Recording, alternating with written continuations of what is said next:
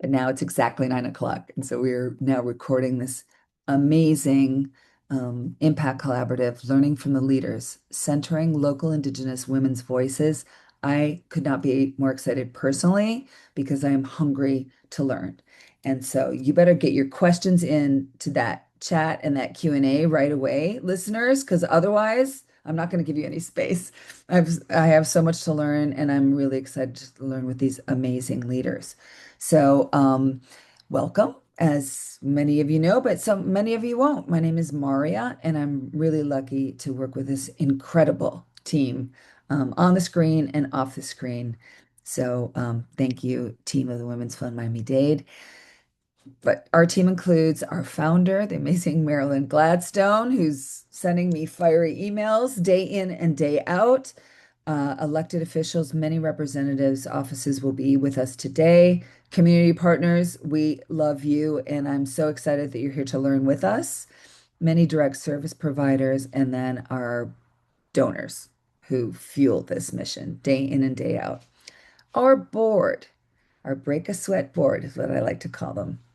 They really participate. There's a lot of mission-driven, caring leadership in this board of directors, and I could not be more grateful.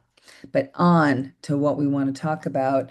Um, sorry, these are the partners who fuel us, and I do want to talk about them.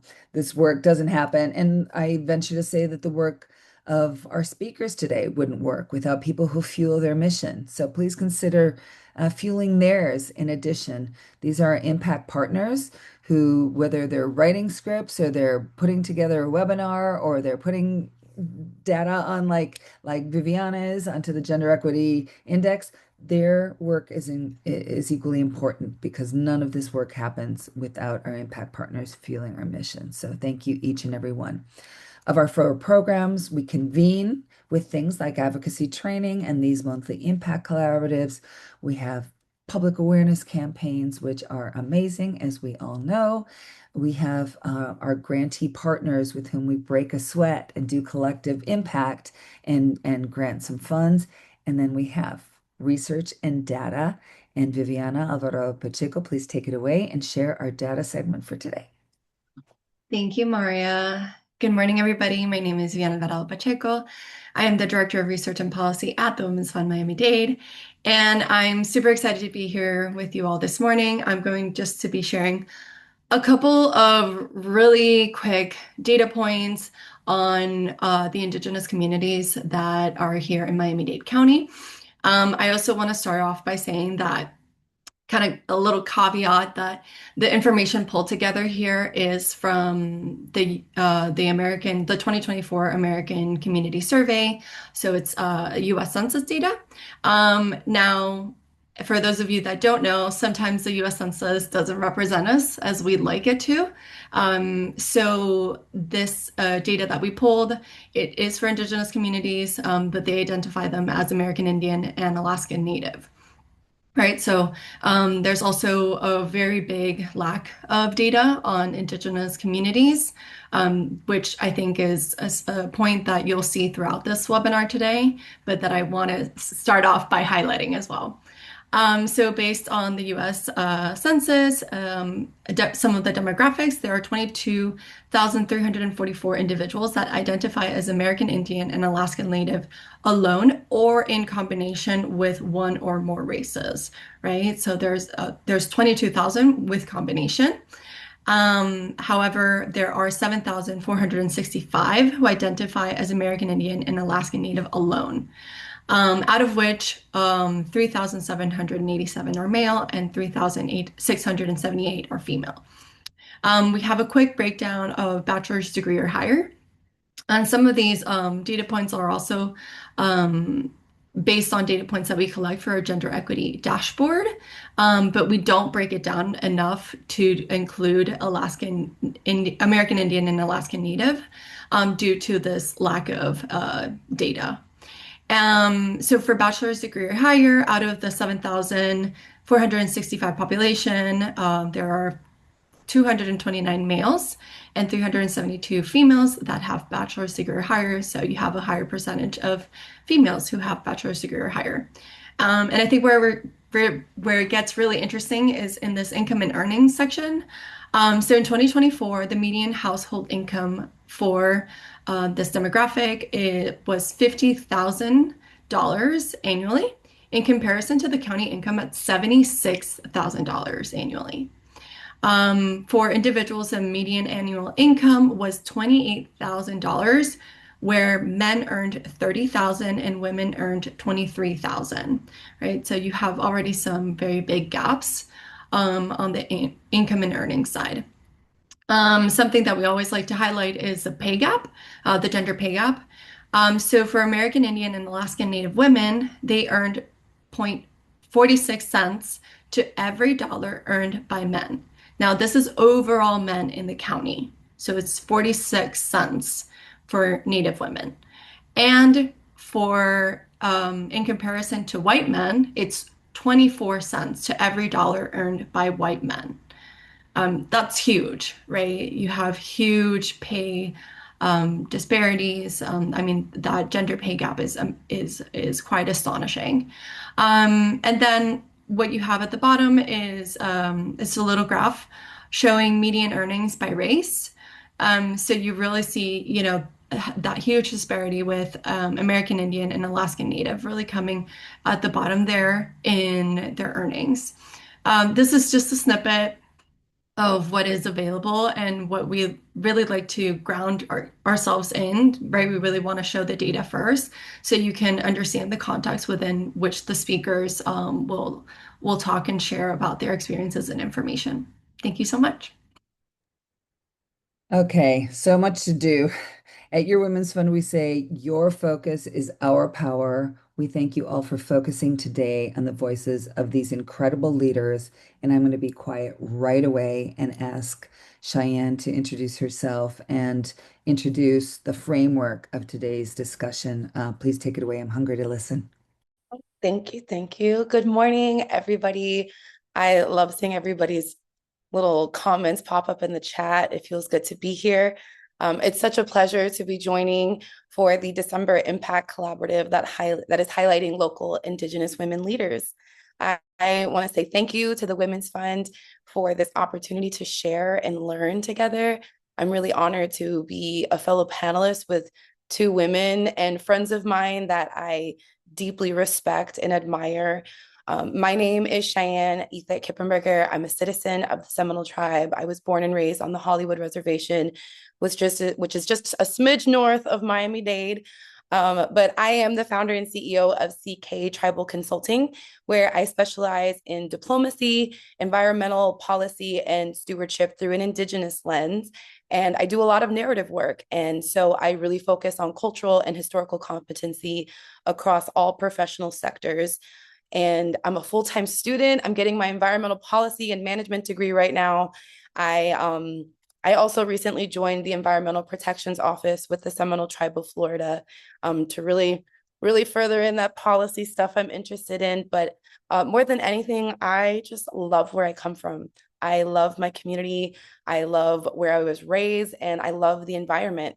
And so I channel that in all of the work that I do. I've had a really unconventional path into what is now my career. I actually started off as a pageant girl, and I was representing my tribe as Miss Florida Seminole. And I continued on to be Miss Indian World, where I represented Native and Indigenous people globally.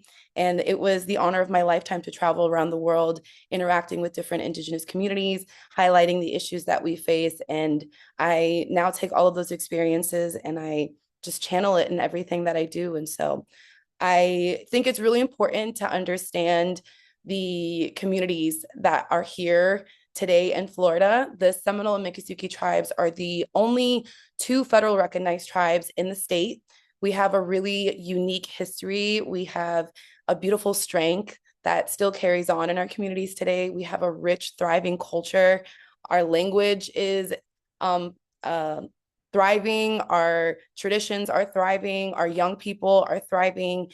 And I often hear, oh, I didn't know there were natives in Florida anymore, or the only thing that they do know about our communities is our casinos. And so my hope today is that we can all learn from one another, that you can learn about us as individuals, but also that you can learn about our really beautiful communities. And so it's also important to understand that Native people are incredibly diverse. There are over 574 federally recognized tribes in the entire United States. And each of those tribes has their own historical experiences, their own languages, traditions, clothing, traditional foods, songs, dances, etc. And so it's, the first challenge is really getting people to understand that we are not a monolithic people by any means. We are incredibly diverse. And with all of our experiences, at the core of all of it, we really still face these challenges and issues, and they're very distinct to our community, from representation to systemic injustice to protecting our homelands and being on the front lines of climate change. But at the front lines of all of these challenges and issues is Native women.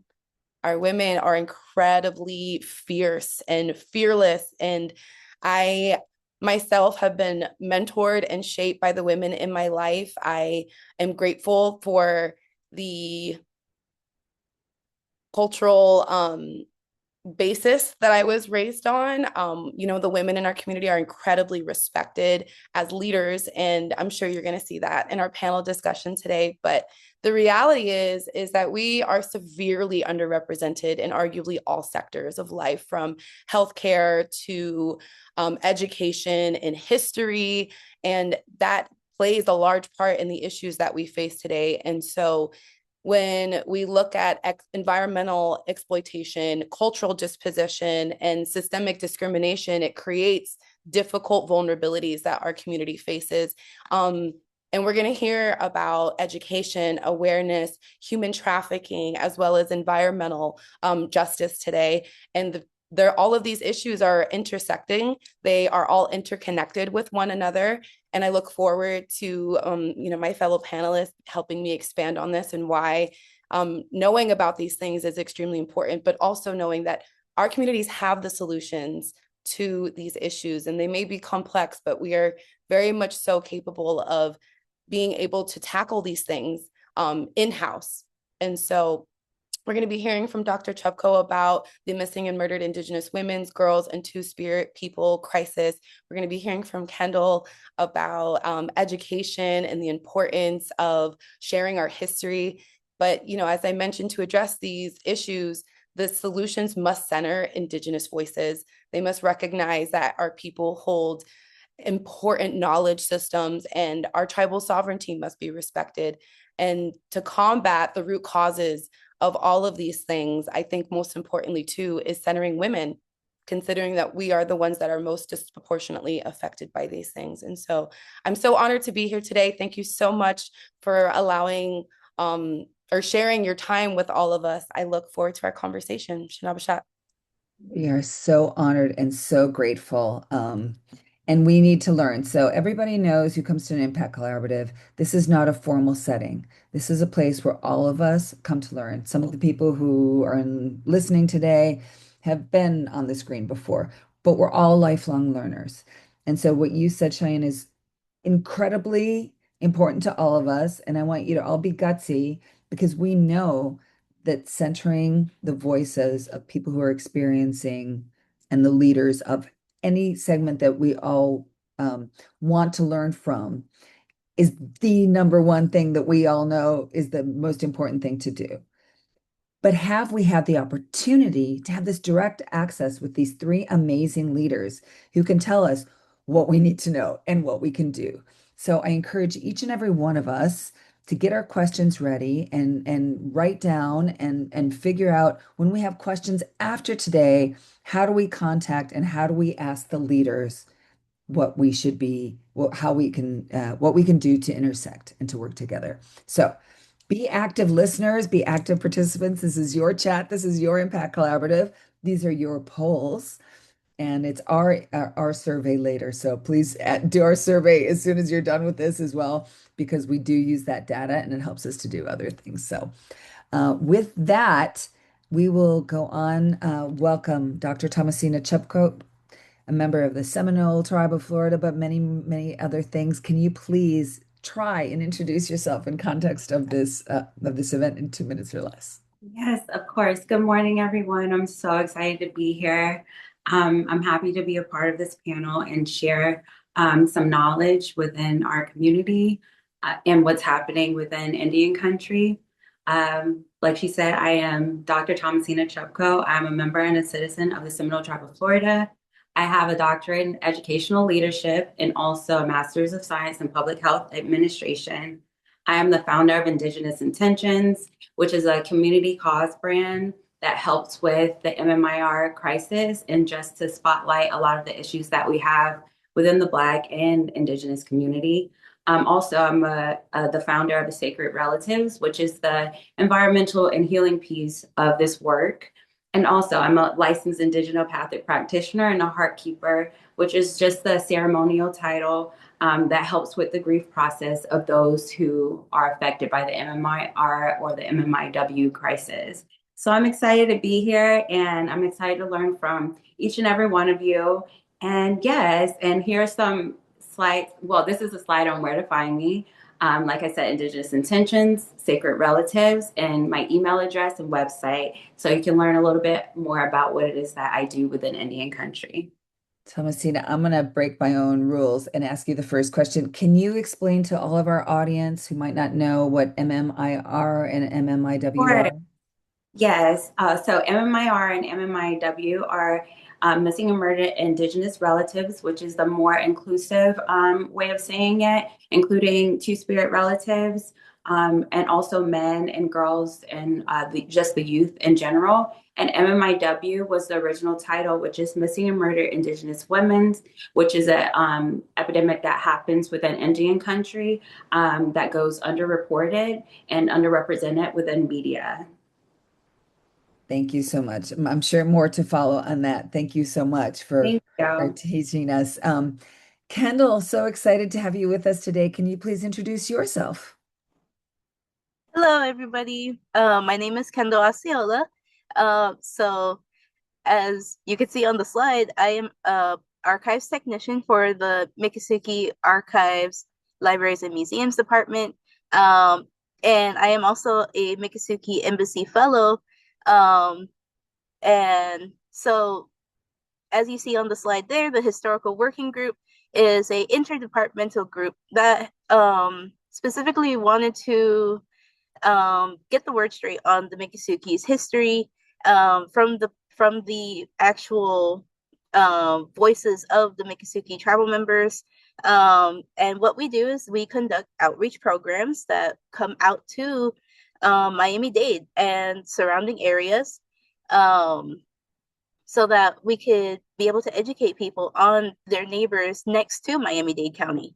Um, we have a culture center that is within the reservation grounds, but realistically speaking, it's not really feasible for people to drive out to the reservation just because it's for most people an hour outside of Miami. Um, and so the problem that had happened was that not many people really understood who exactly us Miccosukee people are. And so what we had done was create the historical working group. And along with that, we had also made the Miccosukee Embassy Fellowship. So the Miccosukee Embassy Fellowship is a group of young tribal members um, that are kind of trained to become ambassador fellows. Um, we have to take on more of the educational outreach that the historical working group is not able to fulfill because there is a lot of people who reach out for educational outreach and not a lot of people within the historical working group. Um, so along with that, the embassy fellowship would range anywhere from 18 all the way up to 36-year-old people within the tribal community. And we come from many different backgrounds within the embassy fellowship as well. Um, I totally forgot to mention in the beginning, but part of the embassy fellowship requirements was that we also had to continue our education in college. So because of that, I am a first year college student at Miami-Dade in political science. Yay! um, But yeah, the outreach program that we do for the historical working group and the embassy fellowship always coincides with each other. And the group itself is already in its second year of the term. And we're going to be hopefully training more young Indigenous members within the Miccosukee community to take on the embassy fellowship roles. Terrific. Amazing. Can't wait to learn more from you about what we need to do. Dan, I think we're gonna, since Cheyenne has already introduced herself, let's go in order and let's go back. Thomasina, can you focus on the issues in about 3 minutes-ish? What you want us to know? What's the state of what's the state of the state? Of course. Here are a few of the issues when it comes to the MMIR or the MMIW crisis. Is something that I like to call the three invisible layers. So the media invisibility is the first thing. There's something called the missing white women syndrome, which is just the media covers more cases of people, non-people of color within society who have gone missing or murdered as well. So people of color are 40% of the missing persons cases, but far less media attention. Also, Indigenous women face high violence and low coverage rates within the media. And no coverage essentially means fewer tips, fewer resources, and more cold cases. A lot of our relatives have not been found, even from the beginning of the 60s and 70s. A lot of families have not had that closure just yet. The second layer of invisibility is data and government invisibility. MMIW and MMIR data is already limited. So a lot of it comes from nonprofit, on the boots on the ground, grassroots workers within organizations to kind of collect this data because there has been not so much support from the government in finding these relatives. So the DOJ website recently just erased a lot of these files, a lot of the data that has been collected over the years as part of their DEI and erasure initiative.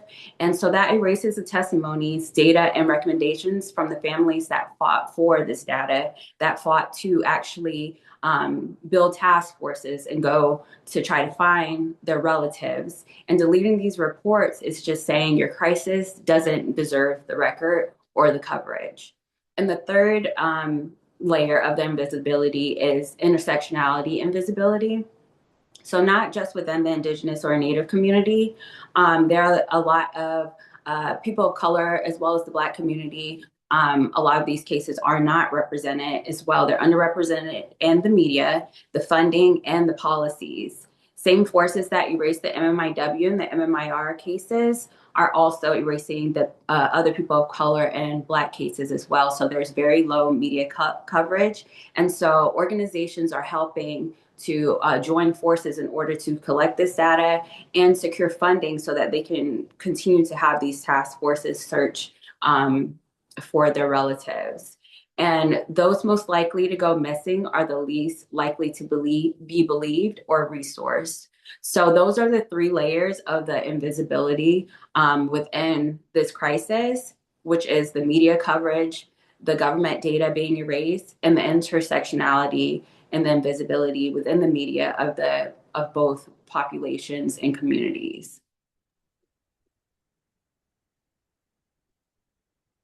Thomasina, and I'm going to ask you, we do have a legislative and advocacy committee, and we do have data, as you know. I'm sure Viviana's hair is on fire, like mine is right now, listening to what you're saying. There's a lot of data being disappeared, and we all know at the Women's Fund, we always talk about shining a bright light on issues.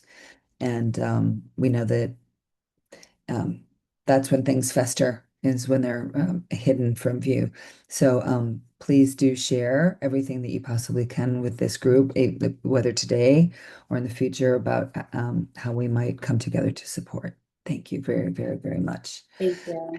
Kendall, tell us what we need to know. Tell us what we need to know.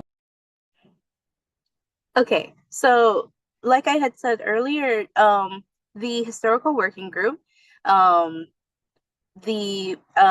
there is realistically speaking, not a lot of personnel to be able to take on all the outreach requests that we were getting. And because of that, the Embassy Fellowship was created. And the purpose behind the two groups was so that we could be able to speak on Miccosukee history from the Miccosukee perspective. And so with that, the things that we would do for the historical working group and the Miccosukee Embassy Fellowship would include going to conferences and hosting panels, and we would also be going to schools within the Miami-Dade and Broward County areas, and giving presentations on Miccosukee culture to a wide variety of students. I specifically enjoy working with the smaller children because they just get so excited about learning about the tribe's culture. And most importantly, we had gotten the full support from the Miccosukee Business Council to start the Embassy Fellowship program. So it was really amazing that not only were we getting support from the government, but also the community. And the Embassy Fellowship program, it consists of 6 people currently, which is amazing because the program itself had been started ideally looking for 2 people to join the Embassy Fellowship. And we started with 6 people, and we continue to have the 6 people within the Embassy program. And most of us are still currently furthering our education in Miami-Dade College. One of the Embassy Fellows had actually just recently been accepted into FSU, and we're extremely excited about that. She's actually going more into legal policy. And within the Embassy Fellowship, we actually have different pillars that we try to focus on that really structure the Embassy Fellowship program, which would include not just education, but policy, advocacy, cultural preservation, language preservation. So not only are we doing outreach programs within the Miami-Dade and Broward counties, but we also volunteer around the Miccosukee community. You're pretty much going to see an Embassy Fellow anytime there is going to be an event that's happening within the reservation. And along with that, we also do environmental advocacy as well. So there's many variety that goes within the Embassy Fellowship program to kind of check all those boxes of what Miccosukee is most concerned about. And you're going to share with us how everybody can flood in their requests to you, I'm sure. We have to make sure that happens. That happens. So Cheyenne, so excited that you agreed to join us as a panelist in addition, because we've got so much to learn from you. Please take it away. What do we need to know? First of all, I could talk about this stuff forever. I nerd out over all things history, environmental stuff. Educating people on our people is extremely important to me. So a large part of my work is quite literally giving, presentations, providing context, and like I said, enhancing that cultural and historical competency, because all of these issues are intersecting.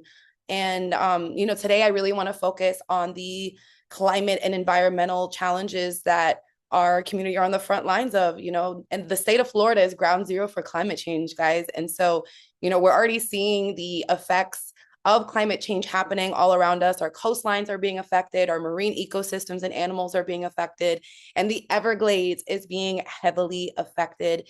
We're facing invasive species, we're facing pollution, we're facing manipulated hydrology patterns. We're seeing that affect the entire state. And, I'm always so thrown back by the fact that there was a research done on the residents of Florida, and 80% of our drinking water comes from the Everglades. But the average Floridian not only has never been out there, but doesn't realize that the Everglades provides our precious water to us, you know what I mean, that we use for cooking and eating and drinking. And so I mentioned these things being intersecting because, the reality is that ignorance is bliss, right? Like if we just don't know, we don't know. And so a lot of what all three of us do is go out and we advocate and we educate and we provide our perspective, from Seminole and Miccosukee, which is extremely important, as sovereign nations. There's only so much that we can do through, the political process and whatnot. And that's why we need the public. And so I always encourage people to reconnect with nature. Take your kids out there, make it a family day, go experience the beauty of the Everglades and learn why the Everglades is so important to us, learn why our marine ecosystems are so important to us.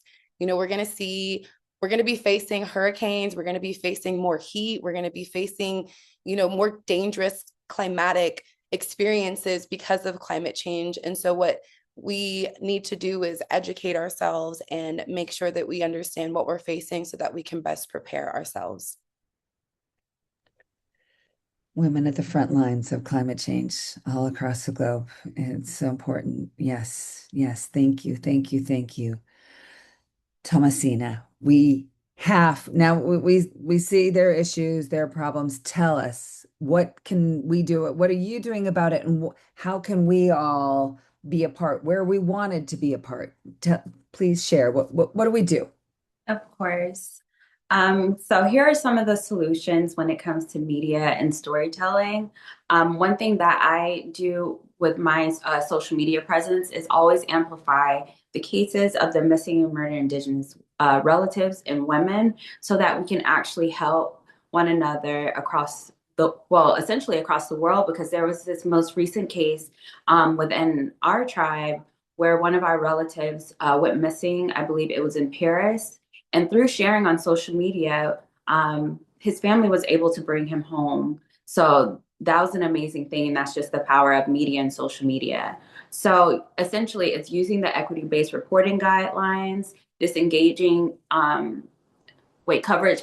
disengaging the coverage by race and gender, and just including all of our relatives, like I said, the youth, men, women, our two-spirit relatives as well, and center the families, tribal nations, and grassroots advocates as experts. When it comes to policy and data, to restore the MMIP or the MMIR, MMIW resources to the federal site, the Department of Justice, as I said previously, had erased a lot of the reports, and also set clear timelines to act on the recommendations, funding community control data within the Black, Indigenous, and Native communities, and support organizations such as the National Indigenous Women's Resource Center, Sovereign Bodies Institute, and Strong Heart Native Helpline. These are my three favorite organizations within the Native community, because a lot of their funding does go to search parties and just regaining that data for our community. So when the Department of Justice erased a lot of the reporting, we just geared everyone to go towards the National Indigenous Women's Resource Center because they saved a lot of those reports. So that was a saving grace for this time period. And when it comes to community, know the names of at least one MMIW or one MMIR organization and one Black organization when it comes to missing persons. Treat missing alerts like emergency broadcasts, share them, and just disperse them throughout media, social media, whatever is within your control and whatever you can help with. Become a monthly donor or just share on social media, like I said previously.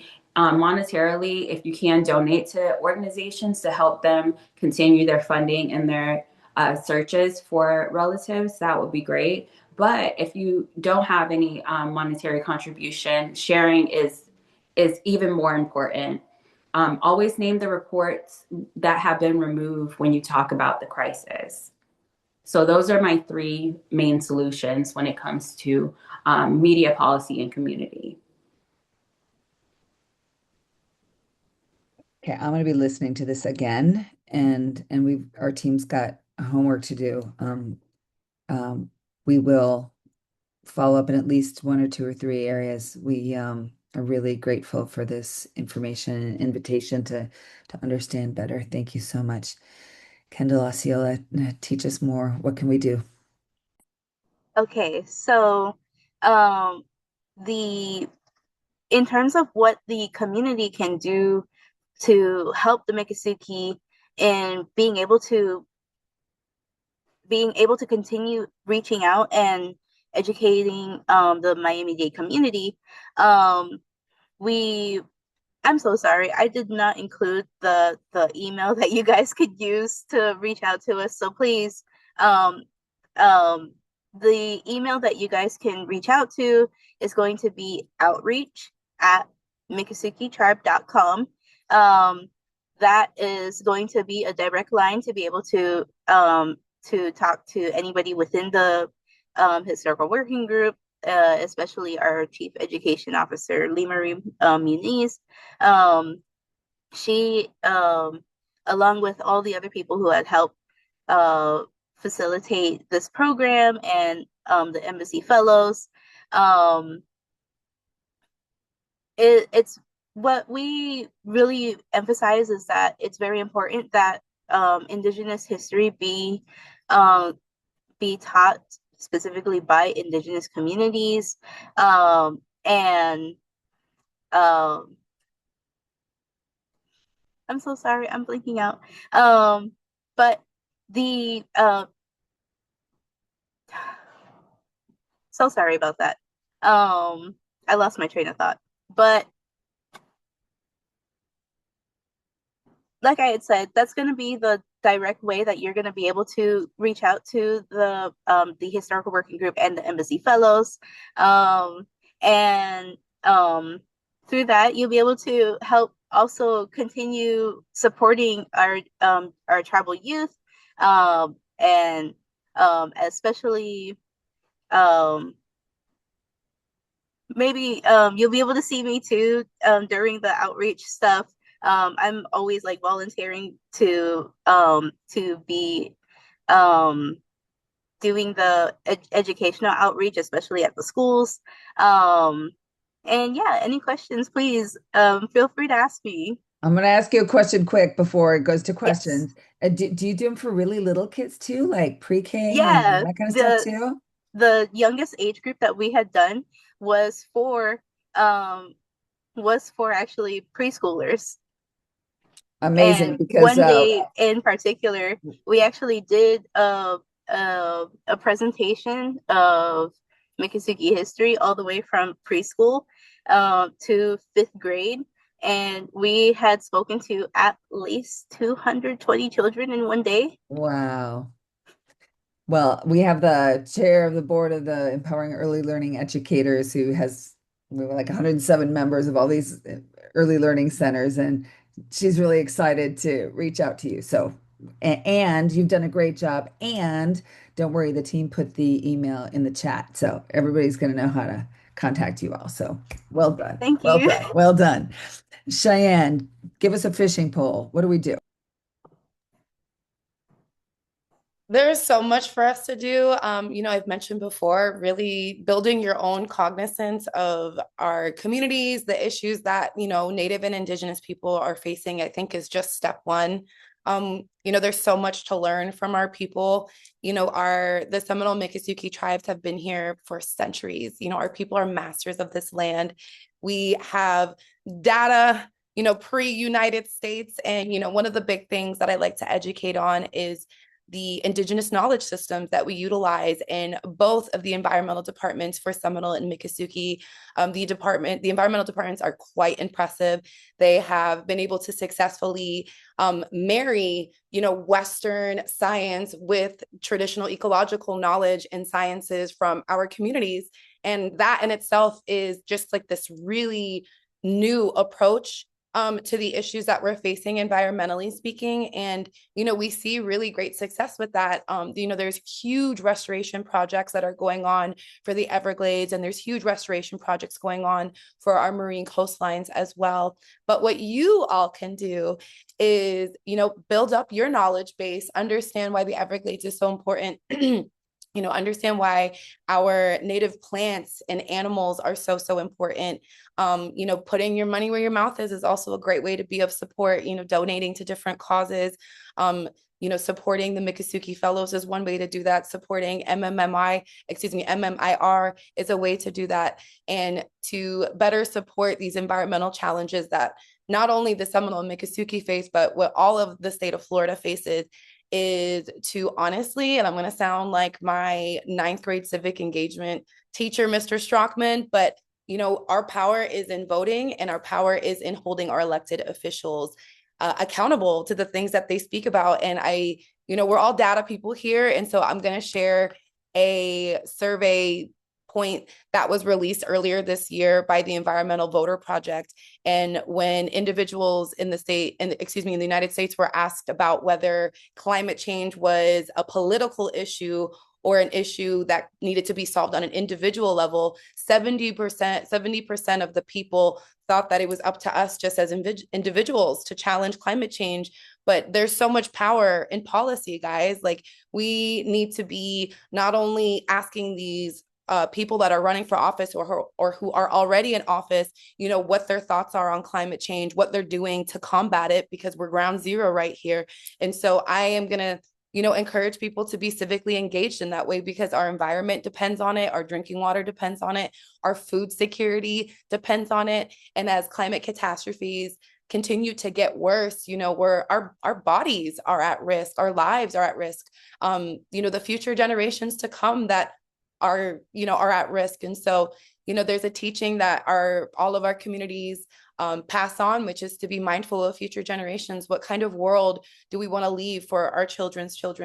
The decisions that we make today, how are they going to affect policy and technology, the environment, philosophy even? And so understanding that all of us really do have the power to make the world a better place. And, the Women's Fund is doing a fantastic job of bringing different people together, bringing different perspectives together to learn and to exchange and strategize together. And so I just want to say thank you so much for the opportunity to share, to highlight not only the issues that our communities face, but the solutions also that we have to these things. And so thank you so much to Thomasina. Thank you so much to Kendall. And thank you to the Women's Fund team. The opportunities for all of us here on screen and everybody here in the audience. This is an exciting day for so many of us. And as I said before, and I'm going to keep on saying, this is just the beginning, right? We're weaving a stronger fabric of our community. And whether it's directly with the Women's Fund or the many people are going to be contacting you all through the polls or for future connections or questions, it's so exciting to have real human connection. So it's a virtual public square, but it's a real public square. And we're all really excited to be here with you. So I'm going to start with the questions. And some of them will be for whoever, and some of them I'll direct to each of you. So the first one, can you please share about how to make early child learning a priority focus of the community? And then can you also address, especially after restoring from extreme weather like Hurricane Melissa? Who wants to take that one? Thomasina, I see you nodding. No? Oh, I don't mind. Great. Thank you. I will volunteer as tribute. Early child learning is so pivotal in, not only challenging the dominant narratives around Native and Indigenous people, but also, being able to take a deeper dive into these issues once they get older. Kendall pointed out that they do presentations for, young people as little as pre-K, and, they're so they absorb everything at that age. And I think those are really the funnest presentations to be able to give. And you can focus on the more sensory things, right? Our music, our dancing, our clothing, they want to touch things, they want to interact, they want to engage. And so when you can highlight the beauty of our culture and make them feel a part of that, and then they're also able to connect it with their own upbringing and the own cultures and backgrounds that they come from, it builds respect in them, even as little as 4 or 5 years old. And so I think that's really important.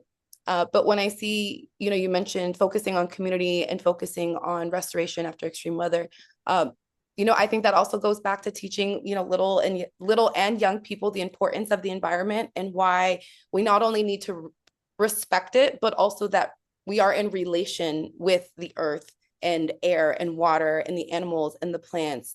And, something as simple as, teaching them how to put seeds into soil, and them seeing the process that they can be a part of and see that they have the ability to grow things and that they can go out into nature and learn about different animals and plants and why these animals and plants are important to us and how they show up in our household as our food, as the things that sustain us and provide nutrition for us. And so I've we all know the power of young people, right? And from as little, like as I said, as little as 4 or 5 years old, like you can start instilling those seeds of knowledge into them and it can flourish into really, really beautiful things as they grow older. Amazing. Thomasina, I ventured that this next one is for you. How can we best support and advocate for issues surrounding MMIR? And I know you already told this in your slide, but we need to hear more. So that question comes from Christy House, who work with, you know, who work with all children who have, suffered any kind of abuse, sexual, emotional, physical abuse, trafficking, etc. And I have that same question. And I'm going to add my question to Teresa's. Um, is there an interest in like joining the South Florida Human Trafficking Task Force or the Miami-Dade Human Trafficking coalitions? Where does intersection with tribal, how do people like us who are really active in with a lot of different folks bridge correctly without saying, come and join this coalition? How do we respect tribal hegemony and leadership? Help us through all those things. I know it's a big question, but I know you understand it. Yes.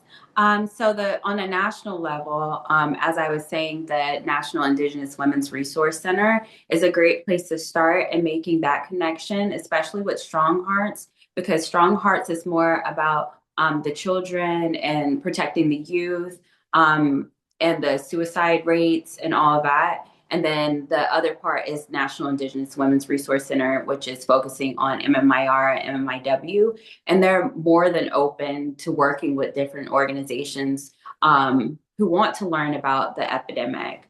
On a local level, when it comes to, I can only speak for the Seminole tribe. I used to work for the Center of Behavioral Health, and they have a unit there that specializes in MMIW. They're trying to get more hands-on with it on a state level and a local level, and also when it comes to child abuse. So we have like our own department, and there are some connections there. If you did want to reach out to see how you can work more within the local Indigenous community as well. I had another question. So Kendall has talked about this ambassador program, which is so fantastic. We know how to contact her. How about in the Seminole tribe? Is there a parallel contact?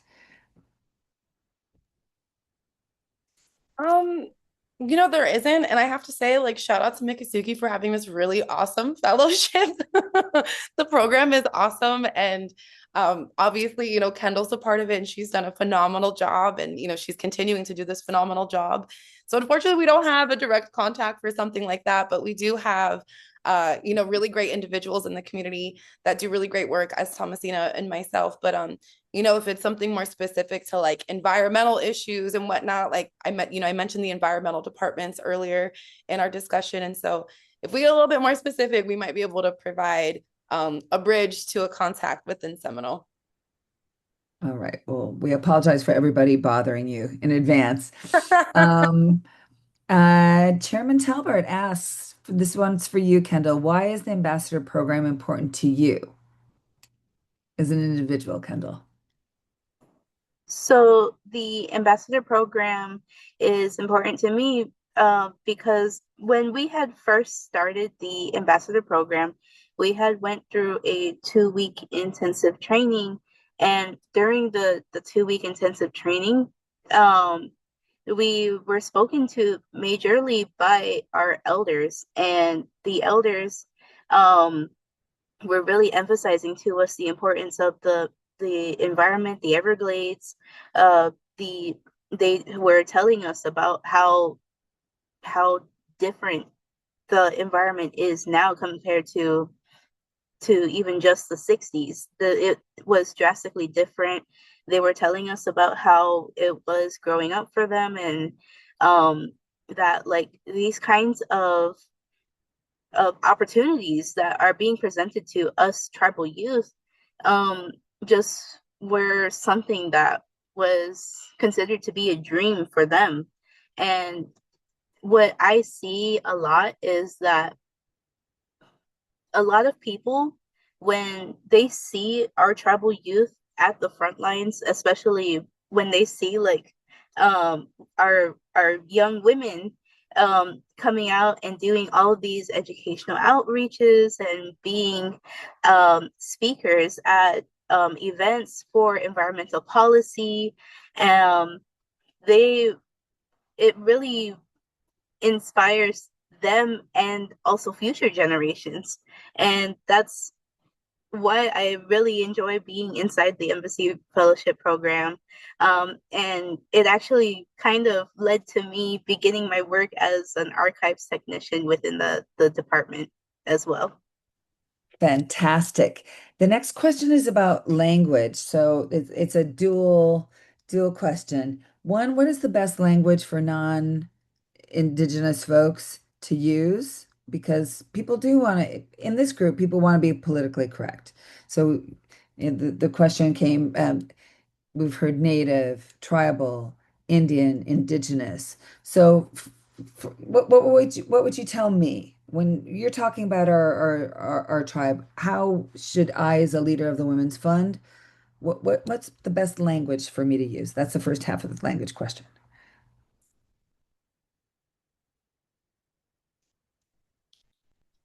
Well, Don't jump. Too many volunteers. um, I'm happy to go first if we're okay with that. I think it's really, really important to know that, like us three, even though we come from our respective communities, our perspectives are just our own.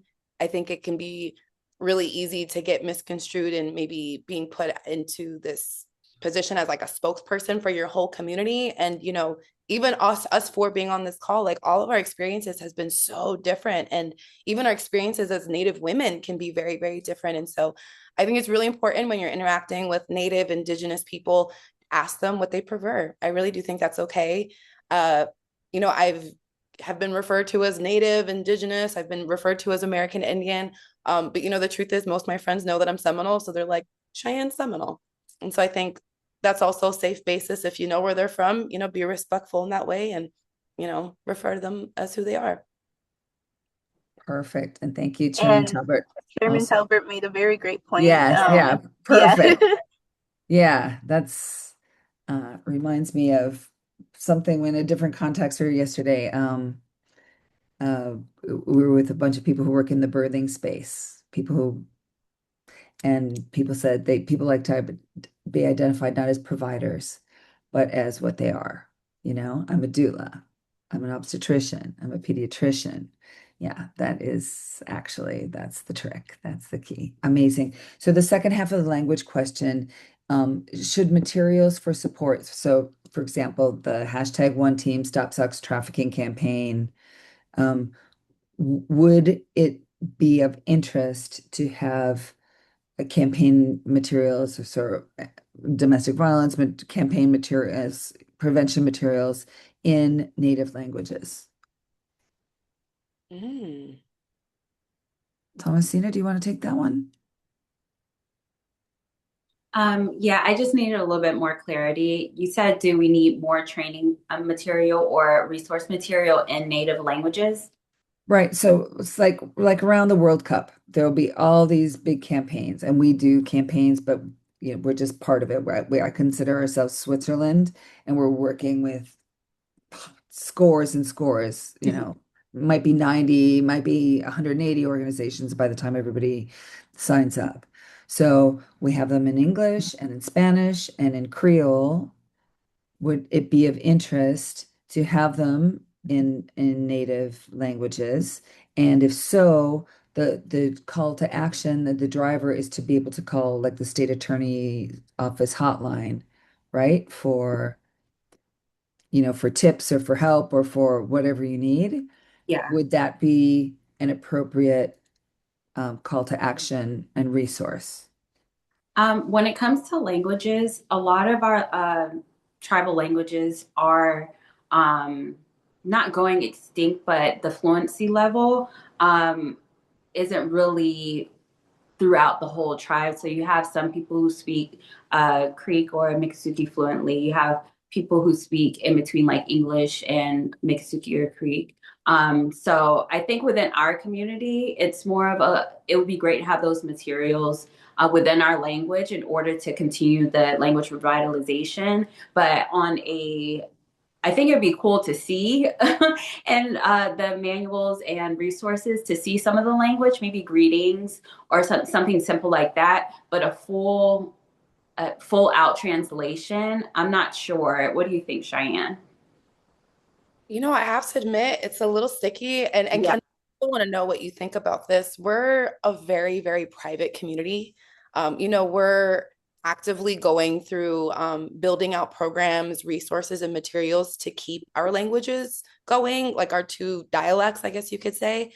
Um, and in that privacy is this cognizance of I'm trying to think of a way to word this, but yeah, like just being very protective over our language. It's not something that I think most people would prefer to be out in the public or accessible to anybody outside of our community.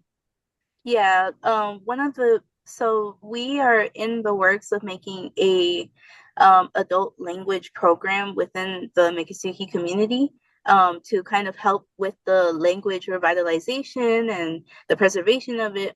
And with that, we have to really take into account the opinions of all of the community, and that means that like we have to listen and make sure that we're being um, as how do you say sensitive to what people would want to be shared um, and yeah, like Cheyenne said, it gets kind of a little sticky when it comes to putting our language on a paper, or in like a booklet kind of thing. There's a really strong emphasis of where, or not a strong emphasis, but there's like a very thin line where you don't want to cross it, where you feel like you're sharing too much, it but then you feel like it would make it a lot easier to be able to share this within the community. um yeah, it's a bit of a bit of a gray area when it comes to. Thank you for sharing, and that's so much insight in itself. That's so much insight in itself. Just for the second half of the question, and Thomasina, maybe you can answer this one. So the call to action on those would be to being the state attorney's human trafficking number if somebody suspects. Is that the right number and call to action that would apply equally? Yes, we do have hotlines and alerts through certain organizations. So yes, that's a great call to action. Okay, terrific. Well, we promise Daniela will be in touch. Okay, yeah, Um, I'll give you all the information for that. Daniela will be in touch. This has been, I knew that this time, oh, okay, really quick. We only have seconds for this one, but there is another question. What teachings or cultural practices have been most essential in sustaining you as Indigenous women, and how can these teachings guide future generations? And then the second half of that is what unique barriers do Indigenous women face in employment or career advancement, and what actions can agencies take to remove those barriers? This is two amazing questions, and we only have about 30 seconds left. So who wants to take it and leave us wanting more? Cheyenne? Whoever else would like to take it. I'll take it. Yay. Yay. Kendall. So, um, what teachings or cultural practices have been most essential? I would say it's coming from the Miccosukee and Seminole perspective. Um, we are a matrilineal culture, and so because of that, the women have always been seen as being the leaders of their families and keeping making sure that our culture and language is maintained through sharing that knowledge orally. And so you'll see a lot of like government heads being men, but really the women are going to be more like kind of like pulling the strings in the back. Terrific. Well, could not the conversations, may they continue on and on and on. Thank you for your wisdom, your insights, invitation. Um, your Women's Fund is here every month. Oh, yes. And we do other events as well. We partner historically, recent history, with History Miami Museum, and we have an event there every year. And so we wanted to highlight one of the current exhibitions that they have on through March 29th. Not to be missed from what I understand. I am going next week. I have a plan and I'm really excited to go. And then the next slide will show that on October 8th of 2026, we will be back at History Miami with our Raise the Bar, looking especially at our freedom from violence pillar, focusing with the judiciary and legal communities, and having some serious fun for a serious cause to support freedom from violence movement. We will also be here after the holidays, so wishing everybody an amazing, beautiful, bountiful in the love sense, full of love and nature and all good things. Until we meet again, that will be January 8th, not the first Thursday, but the second Thursday, to give you all a little bit more of a break. And we will be talking about Stronger Together, human trafficking, and the hashtag One Team 2026, how we can all be working together. So again, gratitude, gratitude. Thank you all. Thank you each and all for being here. You're all amazing. Nikki, we love you. Camila, great to see you here. Yeah. Thank everybody and happiest of holidays. So the recording ends there, but now we can still be here saying thank you.